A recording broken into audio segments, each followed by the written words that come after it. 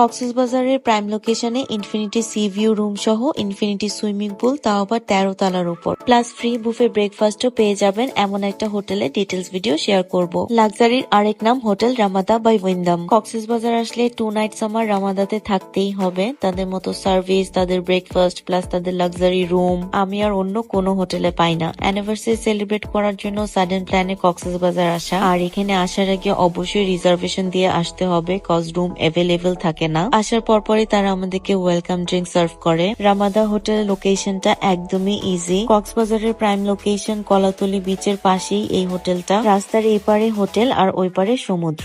Checking time 2টায়, আর আমরা 2টা বাজে এসে রুম পেয়ে গিয়েছিলাম। আরশানকে নিয়ে ট্রাভেল করতে নিলে এত জিনিস হয় আমাদের 2 জনের থাকে একটা লাগেজ, আর বাকি সব আরশানের জিনিস। আর ট্রাভেলটাকে ইজি করতে হলে তো অবশ্যই এগুলো ক্যারি করতে হবে। আর আমাদের পার্সোনাল কারে যেহেতু জার্নি করি, সো আমাদের এতটা প্রবলেম হয় না। আমাদের রুমটা খুবই সুন্দর ছিল, আর বিচের এত কাছাকাছি রুম খুবই কম হোটেলে পাওয়া যায়। বিচটা যেন রুম থেকেই এনজয় করতে পারি, তাই এই সি ভিউ রুমটা নেওয়া। এই রুমগুলোর এত ডিমান্ড থাকে যে খালি পাওয়াই যায় না, সো আমরা আগের দিন রিজার্ভেশন দিয়েছিলাম। 50% টাকা অ্যাডভান্স করে দেন রিজার্ভেশনটা দিতে হয়। রামাদার ফেসবুক পেজে তাদের ফোন নাম্বারটা দেওয়া আছে। রুম রেন্টটা আপ ডাউন করে, সো তাদের পেজে ইনবক্স করলে তারা আপনাদেরকে জানিয়ে দিবে। হোটেলে চেকিং প্রসিজিওরে অ্যাডাল্টস যারা থাকবে তাদের ভোটার আইডি কার্ডের ছবি বা ফটোকপি জমা দিতে হবে। কক্সবাজারের ওয়েদারটা এখন অনেক সুন্দর, গরমও না শীত না। বেবিকে নিয়ে জার্নি করার এটা একটা পারফেক্ট টাইম। তারপর আমি আরশানের জন্য শীতের কাপড় নিয়ে এসেছিলাম, কজ যেহেতু ওয়েদার চেঞ্জ হবে, তাই আমি কোনো রিস্ক নিতে চাচ্ছিলাম না।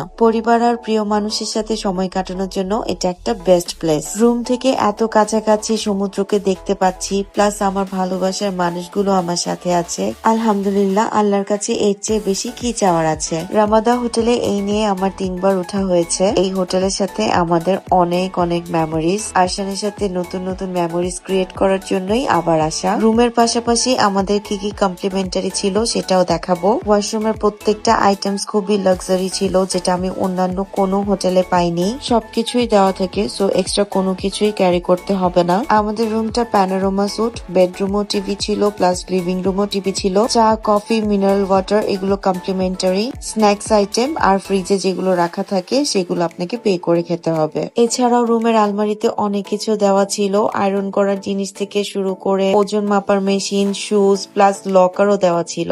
আমরা এসেই সুইমিং এ যাওয়ার জন্য শাওয়ার করে রেডি হয়ে নেই। আমার আব্বু আম্মু বাই এয়ারে কক্সবাজার আসছিল, সো রুম থেকে আব্বু আম্মুর প্লেনটা দেখছিলাম যে ল্যান্ড করছে। তো আমরা এদিকে তাড়াতাড়ি করে রেডি হয়ে চলে যাই সুইমিং পুলে। আর এইটা 13 তলার উপরে সুইমিং পুল। কক্সবাজারে এই প্রথম রামাদা হোটেলে